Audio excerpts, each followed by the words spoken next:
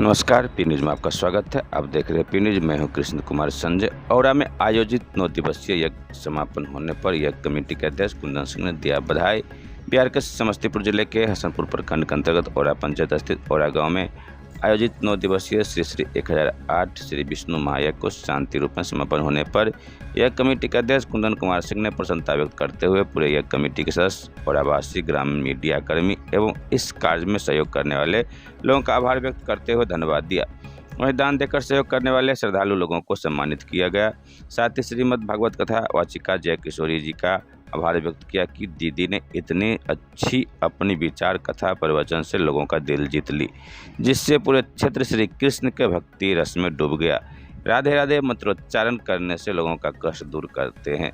इस देव मौके पर लाखों की संख्या में श्रद्धालु लोग उपस्थित थे। वहीं यह कमेटी के सदस्य संजय दास, बुल्लू दास, प्रेम लाल यादव, गोपाल पासवान, ललन यादव, रंजन पासवान, जिला परिषद सदस्य सुजीत कुमार सिंह, किशोर सिंह, पूर्व जिला परिषद उपाध्यक्ष सुनीता सिंह, बैजनाथ झा के अलावे अन्य कई लोग उपस्थित थे। इस न्यूज़ को अधिक से अधिक लाइक कीजिए, शेयर कीजिए, सब्सक्राइब कीजिए, कमेंट कीजिए। तिथि को हम वो एक समान सुविधा नहीं दे पाए हैं, इसके लिए हम क्षमा प्रार्थी हैं, क्योंकि ये संभव नहीं। आप खूब समझते हैं, थोड़ा सा डिसिप्लिन बनाए रखिएगा। आज मैं यज्ञ कमेटी के उन सभी साथियों को धन्यवाद करना चाहता हूं जो मेरे कदम से कदम मिला करके इस यज्ञ में साथ चले। औरा के मैं तमाम अपने साथी को धन्यवाद देता हूं, इस ग्रामीण को धन्यवाद देता हूं।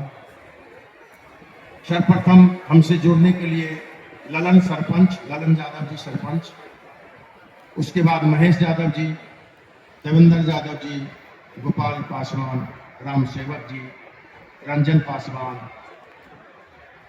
कई लोग, दीपक चौधरी, कई लोग हमसे जुड़े, रोहित जुड़ा, प्रमोद जी जुड़े, मनोज यादव जुड़े, मेरे ऐसे कई तमाम कार्यकर्ता, विभूति पटसा से बैजनाथ बाबू जो मुखिया है, विभूति है, मनीष है, इतने लोग कार्यकर्ता के रूप में मेरे साथ आकर खड़े हो गए।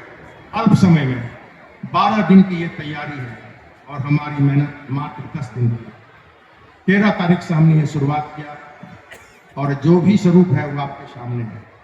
फिर भी मैंने यह प्रयास किया कि आप महान कथावाचका सुश्री जया किशोरी जी का वचन प्रवचन सुने और उसका श्रवण करके आप अपना आत्मज्ञान बढ़ावे और आनंदित हो। इसमें हम शायद सफल हुए। अगर सफल हुए हैं तो एक बार जोर से राधे राधे।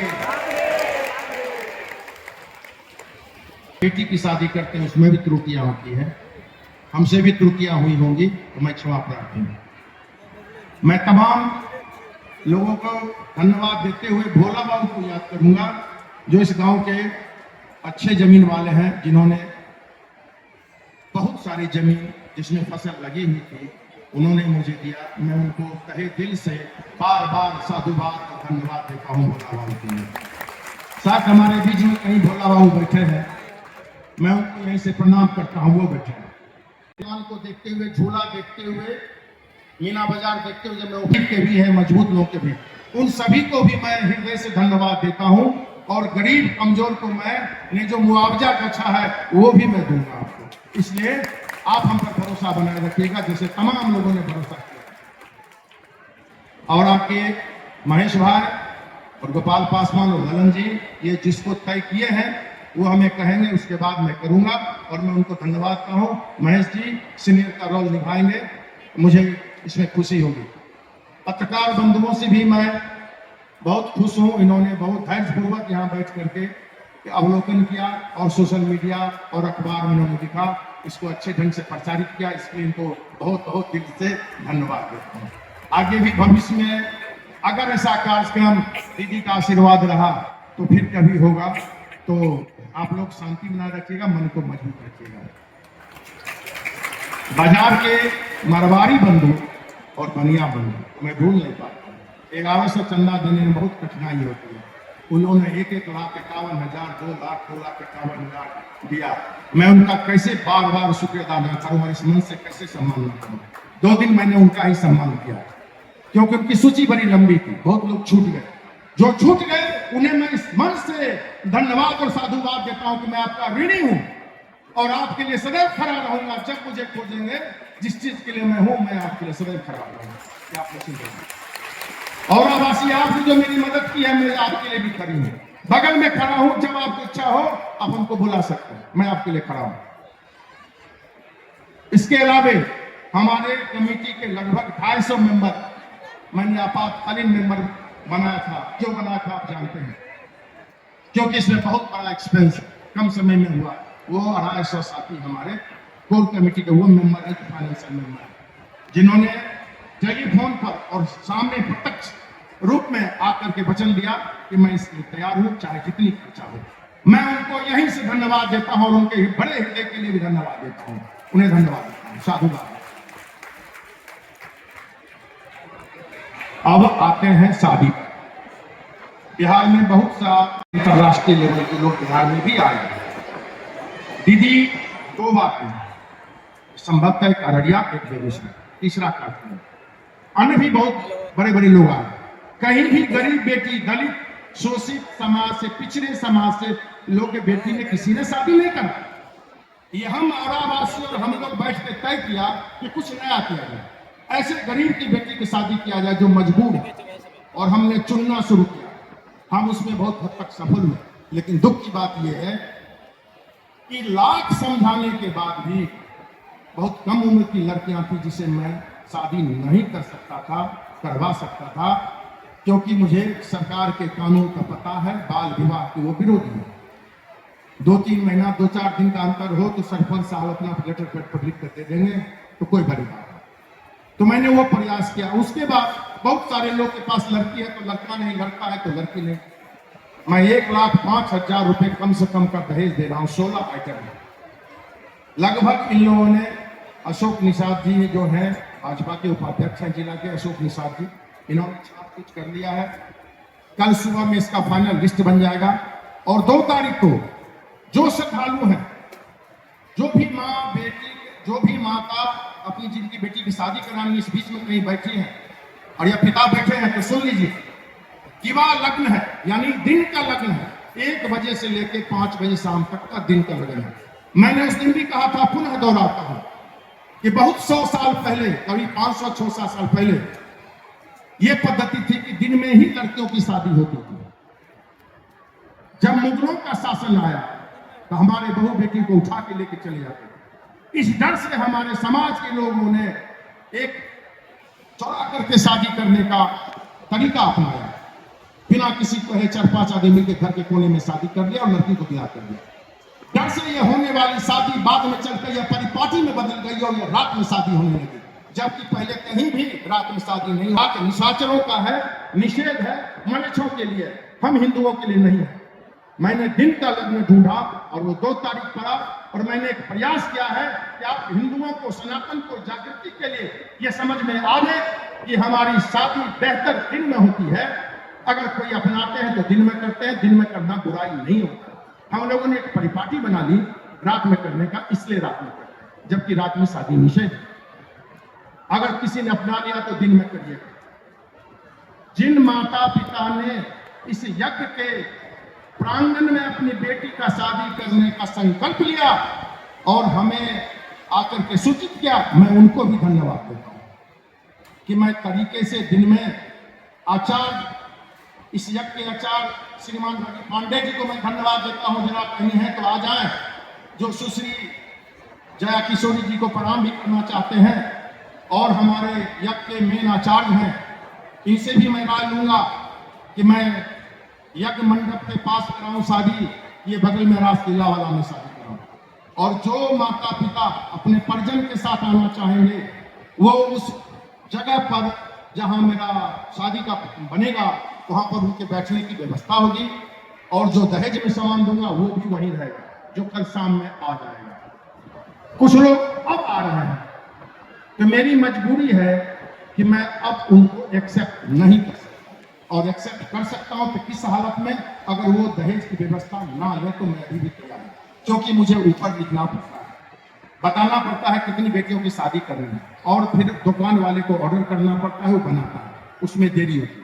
अगर कोई ऐसा दंपति जो दहेज का लोलुप ना हो, लोभ ना हो, तो मैं अभी भी एक दिन वक्त है, मैं उनकी शादी करा सकता हूँ, उनका कपड़ा लत्ता सब दूंगा और कुछ थोड़ा सा मैं दे सकता हूँ।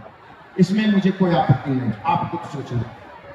और कुछ यज्ञ समिति के जो मेरे व्रती हैं, अगर वो किसी कन्या को दान करना चाहते हैं जिनके माता पिता नहीं है, तो वो कल नाम लिखा लें। जो व्रती हैं, हम भी चाहते हैं कन्यादान का मुझे लाभ पुण्य मिले। मैं पुण्य का थोड़ा चोर हूं, लोभी हूं, पुण्य मैं चाहता हूं कि मुझे भी मिले। इससे बड़ा अवसर क्या होगा कि कन्याओं की शादी कराऊं और उनका मैं दान करूं। ये मेरे लिए सबसे बड़ा अवसर है। इन्होंने कहा कि जो भी शादी हो रही है, जो भी आपके यज्ञ समिति के द्वारा हो रहा है, वो सारे दलित पिछड़े तो हैं ही और मैक्सिमम विकलांग है। एक तो ऐसी स्थिति है, एक का हाथ कटा हुआ तो आंख नहीं है, दोनों जोड़ा है। कैसा मैंने हृदय में चोट लगने वाली बात है। ऐसे लोग कैसे जोड़ा ढूंढ रहे हैं, वो भी शादी करेंगे। अब देखना चाहे तो 2 तारीख को दिन में 1 बजे से 4 बजे के बीच में हम समाप्त करना चाहेंगे। 5 बजे का मुहूर्त है। जिनको आना हो आइएगा, लेकिन इस तरह का हो और शादी करने कुछ लोग आ जाइएगा जो इसमें देखना चाहते हैं भविष्य के लिए। और इसके उपरांत जो कोई मजबूरी में छूट गए किसी कारणवश, मैं वादा करता हूं कि साल में एक बार ऐसे 11 गरीब बेटियों की शादी मैं अपने घर पर कराऊंगा। इतना हमने इस यज्ञ करने से, यज्ञ के लिए जो मैंने कमेटी बनाई, मुझे शुरू में घबराहट हुआ कि मैं कैसे करूंगा। मैं अपने घर में लक्ष्मी नारायण का स्थापना कर रखा हूं। उसकी पूजा मेरी भले ही पत्नी करती है, मैं दूसरा पूजा करता हूं। उनको भोग लगाना वही करता हूं। मैं उनका स्मरण किया और मैंने कहा कि नारायण, इस यज्ञ को आपने मेरे मत्थे क्यों डाला? क्या मेरा बेइज्जती कराओगे या जस दोगे? अब आप मुझे बताओ, रात के स्वप्न में मैं आगे बढ़ जाऊं। आप विश्वास नहीं करेंगे कि मुझे आदेश मिला तब मैं आगे बढ़ गया, वरना मैं नहीं बढ़ता। 11 दिन में कौन करता? मैं तो लगा कि फंस गया। ऐसे लोग आके चंदा दिए, कहां से लक्ष्मी नारायण ने भेजा पैसा मैं नहीं जानता हूं।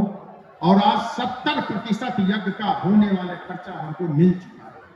अब 30% को हम 200-250 जो हम कमेटी के मेंबर है संभाल लेंगे।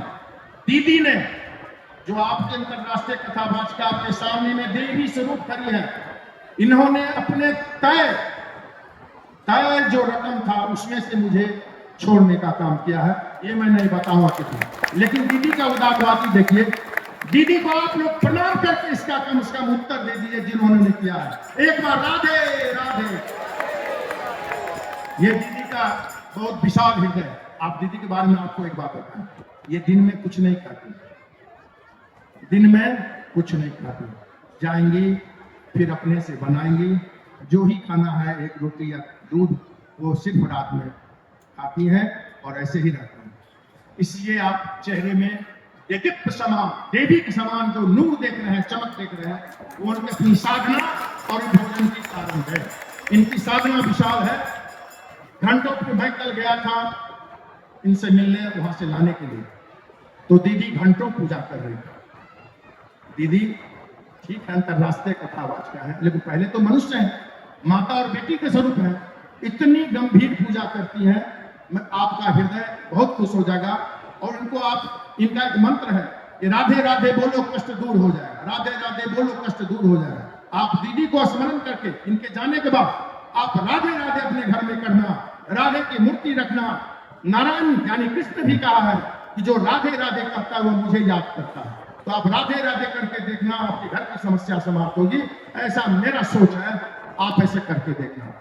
मैं अपने तमाम ऐसे साथियों का, श्रीमान राजभूषण चौधरी जो केंद्रीय जल शक्ति मंत्री है, वो भी नहीं है, जिन्होंने इस कार्यक्रम का उद्घाटन किया, मैं उनको उनके अनुपस्थिति में यहां से धन्यवाद देता हूं। राजेश सिंह मोहती नगर से जो विधायक हैं वो आए, मैं उनको बधाई और धन्यवाद देता हूं। राजकुमार राय पूर्व विधायक आए, उनको धन्यवाद देता हूं। सुनील कुमार पुष्पम पूर्व विधायक आए, उनको धन्यवाद देता हूँ। और आज आपने देखा तरुण चौधरी जी जो भी वर्तमान में एमएलसी हैं, विधान परिषद के सदस्य हैं, वो भी आए, उनको भी धन्यवाद देता हूँ। और जहां तक मुझे पता है कि 2 तारीख को कल्याण मंत्री, ST/SC कल्याण मंत्री हरी सहनी जी जो बहुत बड़े मर्मज्ञ हैं धर्म के प्रति और अच्छा जानकारी रखते हैं, बोलते भी हैं, वो भी आते हैं और मल्लाह जाति से हैं और वैष्णव है। अद्भुत बात है ना, दिल्ली कहीं वैष्णव हो और मल्लाह में वो वैष्णव है, ऐसा हरी सहनी मंत्री है। और उनके बाल बच्चे पत्नी भी वैष्णव है और वो अपना बेटी की शादी भी किए तो वैष्णव मल्लाह परिवार में। ये अद्भुत बात है, ये सब सोचने की बात है। खैर मैं ये नहीं कहता हूँ कि आप मांस मछली नहीं खाइए और ये भी नहीं कहता हूँ कि आप उसे खाइए, ये अपना सोचिए, आपकी आत्मा जो कहे सो करिए। मैं हरी सहनी जी के बारे में बोल रहा था, माननीय मंत्री, कैबिनेट मंत्री है बिहार सरकार में, वो 2 तारीख को आएंगे। वो शादी जो होगी उसमें वो चीफ गेस्ट के रूप में बैठे हैं, वो आने वाले हैं। हो सकता है पर्यटन मंत्री भी कल आए।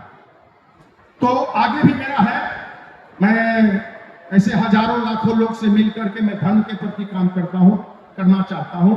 और मेरी एक जो आवाज है, मेरा जो एक नारा है, वो आप समझ लीजिए, अपने दिल में बसा लीजिए, अपने रिश्तेदारों को कहिएगा, अपने बच्चों को सिखाइएगा कि सनातन की जागृति ही मेरा लक्ष्य है। सनातन जग जाए, अपने संस्कार को जगा लेगा, छोटी मोटी जो कुरीतियां हैं वो समाप्त हो जाएगी। तो सनातन की जागृति मेरा लक्ष्य था।